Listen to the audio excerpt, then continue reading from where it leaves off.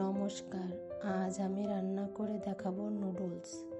তার জন্য আমি একটি কড়াই বসিয়ে দিয়ে দেব পরিমাণ মতো তেল দিয়ে দেব একটা বড় সাইজের পেঁয়াজ কুচি আর কাঁচামরিচ ফালি, সাথে দেব সামান্য লবণ আর হলুদ দিয়ে আমি পেঁয়াজটা একটু সময় নিয়ে ভেজে নেব।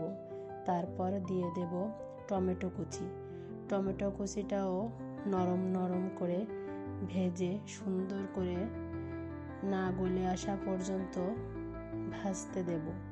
ভাজা হয়ে গেলে আমি সব কিছু সাইড করে দিয়ে দেব একটি ডিমটাও ভালোভাবে ভেজে নেব।